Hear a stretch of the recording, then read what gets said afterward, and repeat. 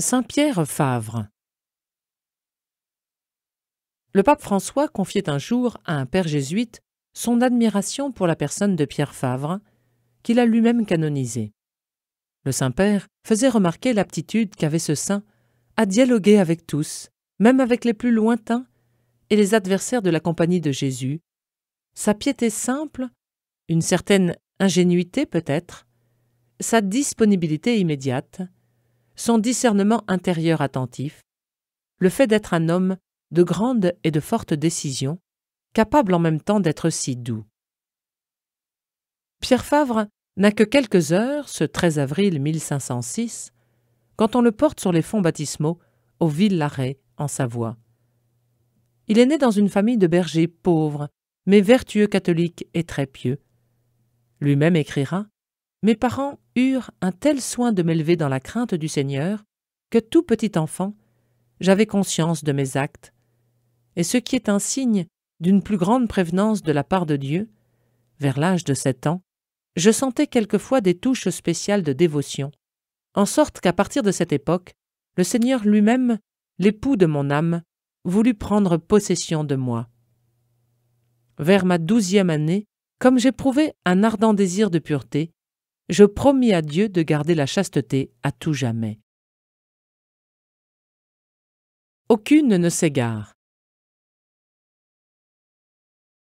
Pierre a un tel désir d'apprendre qu'il abandonne parfois ses moutons, les confiant aux anges gardiens, et dévale à toutes jambes les pentes pour aller écouter les leçons données par un moine dans un monastère voisin. Ensuite, il salue Jésus au tabernacle et retourne en courant auprès de ses bêtes. Pas une ne s'est égarée pendant ses absences. Toutefois, le père de l'enfant hésite à laisser son fils étudier. Dom Mamère Favre, prieur de la Chartreuse du Reposoir et oncle de Pierre, lui dit un jour « T'opposer aux études de ton fils serait t'opposer à Dieu, et il financera lui-même la scolarité. » Mis à l'école de Thônes, le jeune garçon apprend les rudiments de la grammaire et du calcul. Sa vive intelligence et sa mémoire fidèle lui permettent d'entrer ensuite au collège de La Roche-sur-Foron. Mais Pierre perçoit un appel au sacerdoce. Et ses études secondaires achevées, il vient à l'âge de 19 ans demander conseil aux religieux de la Chartreuse du Reposoir, qui l'encouragent à continuer sa formation à Paris, à la Sorbonne. Arrivé dans la capitale en 1525, Pierre a pour compagnon de chambrée un Espagnol, maître Francisco de Xavier. Un autre vient partager leur logement, Inigo, qu'on appellera plus tard Ignace de Loyola. Pierre doit bientôt servir de répétiteur à cet ancien soldat, âgé de 34 ans, qui rencontre des difficultés dans ses études. Il s'ensuivit pour moi, écrira Pierre, des relations d'abord superficielles, puis intimes avec lui.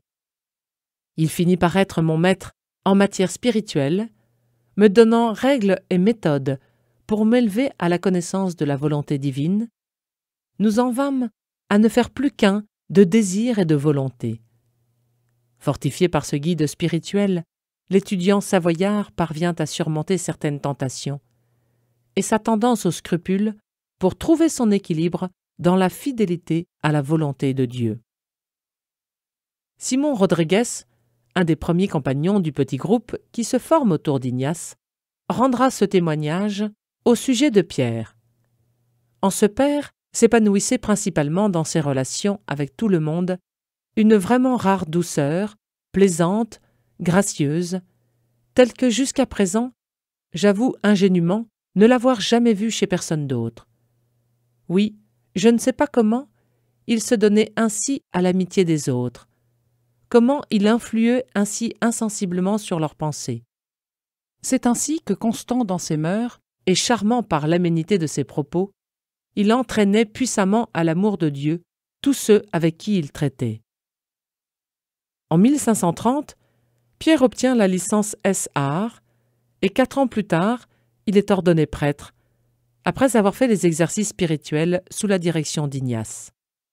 Le 15 août de l'année 1534, c'est lui qui reçoit les vœux religieux prononcés en privé par ses compagnons en la chapelle de Montmartre. La première pierre est ainsi posée de ce qu'on appellera bientôt la Compagnie de Jésus. Seul prêtre du groupe, Pierre en est le chapelain, et lorsqu'Ignace est absent, il le remplace à la tête de la communauté naissante. En 1536, il reçoit le titre de maîtresse art. Durant ces années, Pierre passe beaucoup de temps à l'étude et à la pratique des exercices spirituels dont il s'imprègne profondément. Ignace le reconnaîtra plus tard comme étant celui qui les donne le mieux. Il participe à l'élaboration du texte en latin des exercices spirituels, la première version qui nous soit parvenue. Ce petit livre, que Pie XI qualifiera de code très sage et le plus universel, pour aider les âmes à se réformer et à atteindre les sommets de la vie spirituelle, doit certainement beaucoup aux Savoyards. De nos jours, le pape François recommande encore les exercices. Que ces exercices spirituels soient davantage pratiqués, soutenus et valorisés, car les hommes et les femmes d'aujourd'hui ont besoin de rencontrer Dieu. Proposer les exercices spirituels, cela veut dire inviter à faire l'expérience de Dieu, de son amour et de sa beauté. Ceux qui les vivent de manière authentique subissent l'attraction de Dieu et en ressortent transfigurés. Quand ils reprennent leur vie ordinaire, leur ministère, leurs relations quotidiennes, ils portent avec eux le parfum du Christ. La racine. En janvier 1537, les 11 amis dans le Seigneur ont formé le projet d'aller en pèlerinage en Terre Sainte. Mais ce voyage s'avère bientôt impossible, en raison de l'insécurité qui font régner les Ottomans. Ils dirigent donc leurs pas vers Rome pour se mettre à l'entière disposition du pape. Là, Pierre Favre enseigne la théologie et l'écriture sainte dans l'université de la Sapienza.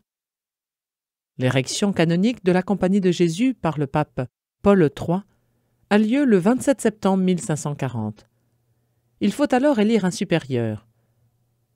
Au bout de 3 scrutins unanimes, Ignace finit par accepter la charge. S'il avait persévéré dans son refus, tous auraient élu Pierre. Pourtant, le prêtre savoyard cultive son attrait pour l'effacement. Il sait qu'on accorde spontanément plus d'importance aux rameaux et aux fruits de l'arbre qu'on le voit, plutôt qu'à la racine qui en est cachée. C'est pourtant d'elle que l'arbre tire toute sa sève. Le meilleur en cette vie, fait-il remarquer, doit être aussi plus couvert de peine et plus caché. Le 22 avril 1541, les 11 compagnons émettent officiellement leurs vœux de religion. Le père Favre commence alors, par obéissance, une existence de missionnaire itinérant. En moins de 10 ans, il parcourra habituellement à pied plus de 15 000 kilomètres à travers la France, l'Italie, l'Espagne et l'Allemagne, travaillant au renouvellement spirituel des chrétiens et à la réforme de l'Église. « J'avais à l'esprit, écrira-t-il, toutes les misères des hommes, leurs faiblesses, leurs péchés, leurs endurcissements, leurs désespoirs et leurs larmes, les désastres, les famines, les épidémies et les angoisses, etc. Et d'autre part, pour y remédier, le Christ rédempteur, le Christ vivificateur, illuminateur, secourable, miséricordieux et compatissant. Seigneur et Dieu, je le priais avec toute la force de ses noms de daigner venir au secours de tous les hommes. Je souhaitais alors, et je demandais, qu'il me soit accordé d'être enfin le serviteur et le ministre du Christ consolateur, d'être le ministre du Christ qui secourt, qui délivre, guérit, libère, enrichit et fortifie, afin que je puisse moi aussi, par lui, venir en aide à beaucoup. Procurer le bien de tous. Son intense activité ne nuit pas à sa profonde vie spirituelle. Il cherche à unifier toute sa vie en Dieu. Il ne faut pas s'appliquer uniquement, remarque-t-il, à rechercher les lumières de l'esprit pour les choses purement spirituelles, telles que la contemplation, l'oraison mentale et affective, dans le but de les bien faire, et même très bien. il faut tendre aussi, de toutes ses forces, à trouver la même grâce dans les travaux extérieurs, dans les prières vocales et même dans les entretiens privés ou dans les sermons au peuple. Il notera qu'à cette fin, les contradictions sont très utiles, car beaucoup mieux que ce qui se fait sans difficulté et sans lutte, elles t'apprendront ce qu'il y a dans l'homme et pourquoi tu as besoin de l'Esprit de Dieu. Son union à Dieu s'épanouit spontanément dans une relation familière avec les saints et les anges. Il invoque sainte Apolline, vierge et martyre du IIIe siècle, pour obtenir la guérison d'un mal de dents, ou bien l'ange gardien d'une personne, ou celui préposé à une localité pour faciliter son ministère de prédicateur de l'Évangile. Il me parut très nécessaire, écrit-il, pour mettre quelqu'un en de bonnes dispositions, indépendamment de ce qu'on peut faire pour lui, d'avoir une grande dévotion à tous les anges gardiens, car ils ont 1000 façons de nous ouvrir les cœurs et de repousser la violence et les tentations des ennemis. En ce temps de guerre de religion, il prie avant tout pour le bien de tout le royaume de France, qui a reçu tant de bienfaits, auxquels tant de péchés ont été pardonnés, où il y a aujourd'hui tant de besoins corporels et spirituels. Mais il travaille aussi à procurer le bien de chaque royaume et prie pour la conversion des ennemis de l'Église, notamment pour le sultan Soliman le Magnifique et les réformateurs protestants. Le pape Paul III envoie Pierre à Parme en tant que théologien du légat apostolique, c'est-à-dire préfet du pape dans cette ville des États de l'Église. Il y demeure 18 mois. Par attachement à son vœu de pauvreté, il décline l'hospitalité offerte par le légat et demande humblement gîte et couvert à l'hôpital, comme les pauvres. Il prêche, conseille les âmes, donne les exercices spirituels avec beaucoup de fruits pour la réforme de plusieurs couvents et monastères. Il enseigne le catéchisme aux enfants et forme prêtres et catéchistes à ce ministère important. Il obtient bientôt, non sans rencontrer quelques résistances, que les parmesans reçoivent plus souvent les sacrements. À la suite des guerres, la mendicité s'est répandue à Parme, et le père Favre se dépense aux soins des plus pauvres. Toutefois, dans son humilité, il écrira plus tard « J'eus le clair sentiment d'avoir souvent été négligent, distrait et insouciant à l'égard de ce que j'ai vu naguère, couvert de plaies, et auxquels je suis venu en aide quelquefois, mais avec nonchalance et mollesse. J'aurais pu, pour eux, mendier de porte en porte de quoi les soulager un peu plus. » En 1543, il établira à Mayence un refuge pour les pèlerins et une maison d'accueil pour les malades pauvres. Se les concilier. À la demande du pape, Pierre Favre se rend ensuite en Allemagne, entre 1540 et 1541, au colloque de Worms et de Ratisbonne, demandé par Charles Quint, dans le but de réaliser l'union entre les catholiques et réformés. La tentative d'accord se solde par un échec, mais le séjour de Pierre Favre en Allemagne lui ouvre les yeux sur l'ignorance religieuse du peuple chrétien et l'immoralité du clergé, cause notable des progrès du protestantisme. Il reste 9 mois dans ce pays, donnant les exercices même à des évêques et à des princes de la cour impériale, prêchant, confessant, touchant toutes les classes de la société. À l'égard des protestants, il donne des conseils de charité et de patience. Se concilier les hérétiques pour qu'ils nous aiment. Il obtient quelques conversions à la foi catholique, mais nullement un retour massif dans le sein de l'Église. Troublé et tenté de désespérer du succès de son apostolat en Allemagne, il discerne bientôt dans ses sentiments décourageants une manœuvre de l'esprit mauvais qui présente toujours des difficultés, alors que le bon ange lui montre des possibilités et encourage. Dans le livre des exercices spirituels, saint Ignace enseigne à ce sujet. Chez les personnes qui vont de bien en mieux dans le service de Dieu, c'est le propre du mauvais esprit d'élever devant elles des obstacles, afin d'arrêter leur progrès dans le chemin de la vertu. Au contraire, c'est le propre du bon esprit de leur donner du courage et des forces, leur facilitant la voie et levant devant elles tous les obstacles afin qu'elles avancent de plus en plus dans le bien. Un jour pourtant, sous le coup de l'amertume, Pierre craint de laisser son cœur s'obscurcir et de se rétrécir dans la charité. Il reçoit alors intérieurement cette réponse. Cherche une vraie relation avec Dieu et ses saints, et tu trouveras facilement la conduite à tenir avec le prochain. Qu'il ait pour toi de l'amitié ou de l'hostilité. S'il y a quelque chose à dire ou à faire pour te réconcilier maintenant avec ton prochain, c'est d'abord en l'exécutant que tu te réconcilieras avec Dieu. Il note de plus qu'il est important d'arracher de son cœur toute rancœur, afin que la charité s'accompagne de sentiments de bienveillance, de longanimité, de patience et de résignation, afin qu'elle ne s'irrite pas, qu'elle ne cesse de faire confiance aux gens et ne perde pas l'espérance. Et de façon plus concrète, il comprend qu'il faut veiller avant tout à ne pas se laisser pénétrer par ces vents refroidissants qui proviennent d'une observation attentive des défauts des autres. C'est souvent cela qui fait perdre l'espoir de leur salut ou qui détruit l'estime, la confiance, l'amour et la charité qu'on avait pour eux.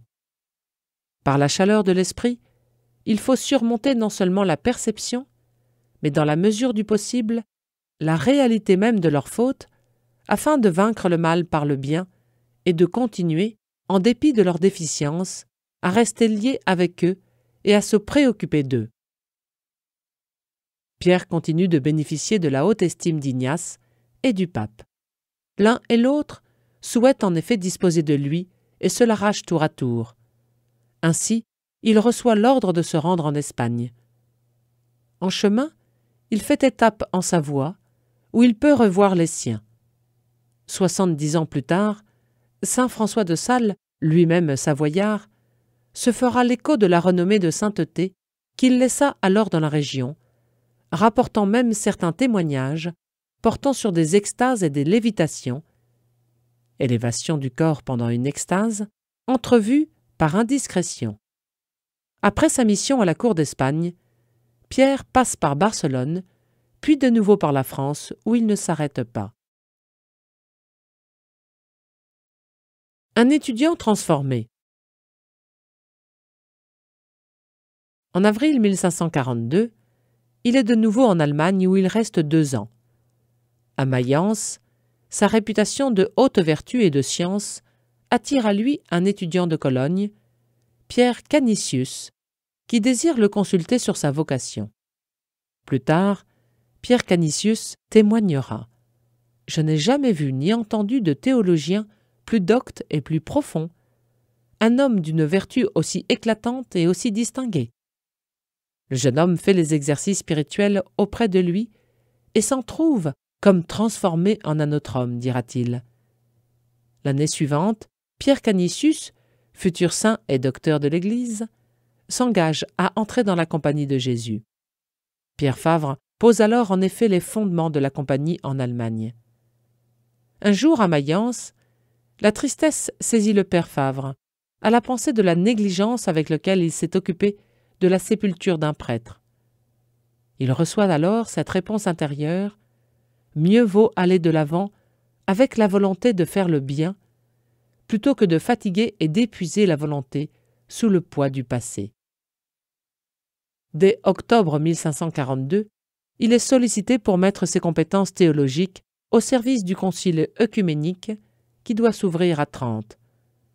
À cette perspective, son humilité s'effraie.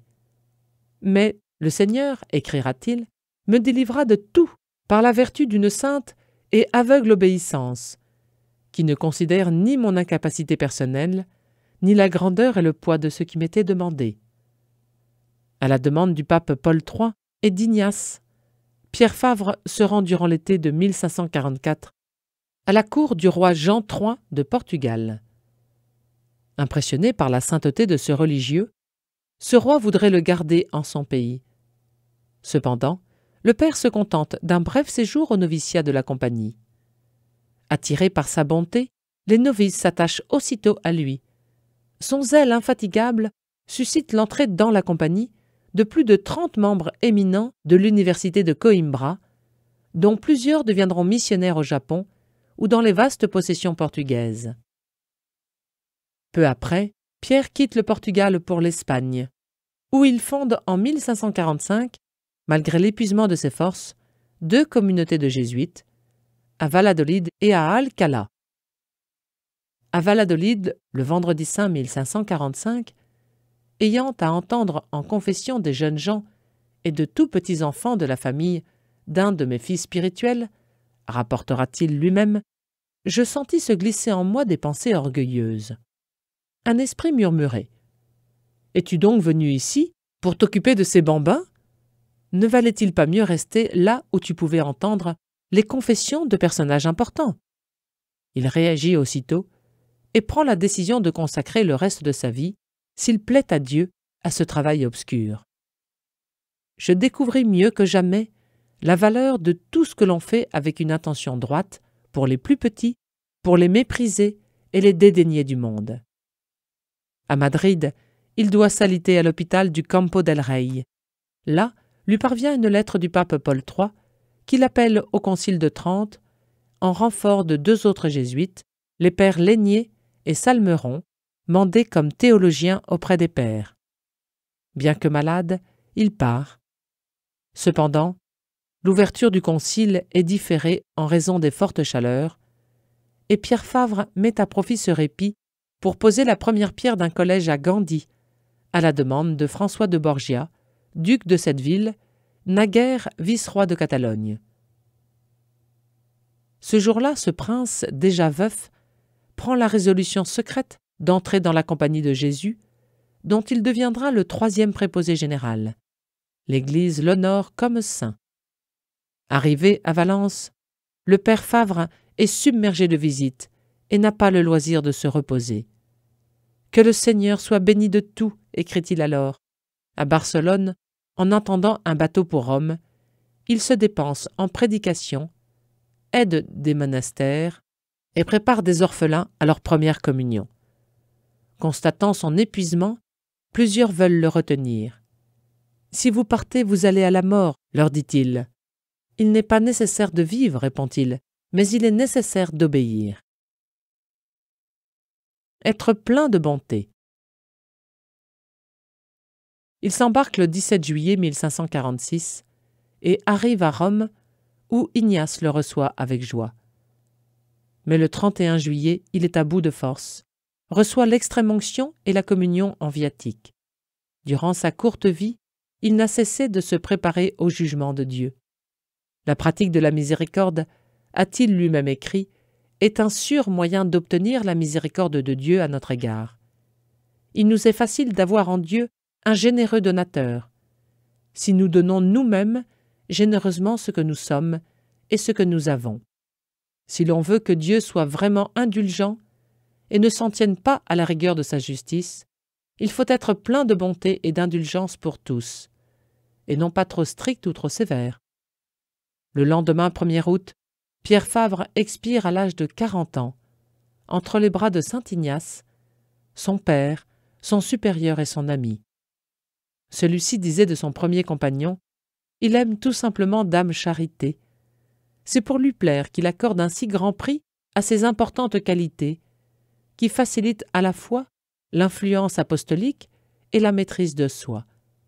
L'éducation, la courtoisie, le savoir-faire, l'amabilité, la culture, bref, tout ce qui peut contribuer à rendre la conversation entre les hommes à la fois plus humaine et plus chrétienne, pour la plus grande gloire de Dieu. » Saint Pierre Favre a relaté quelques-uns des bienfaits reçus de Dieu dans son Mémorial, livre rédigé pour son propre usage, où partout affleure ce désir. Que tout le bien qu'il pourrait accomplir, penser ou organiser, se fit par le bon esprit et non par le mauvais. Car il ne suffisait pas à Pierre de dire la vérité, mais il lui importait au plus haut point de discerner dans quel esprit il la proclamait, pour la dire toujours avec l'esprit de vérité qu'est l'Esprit Saint.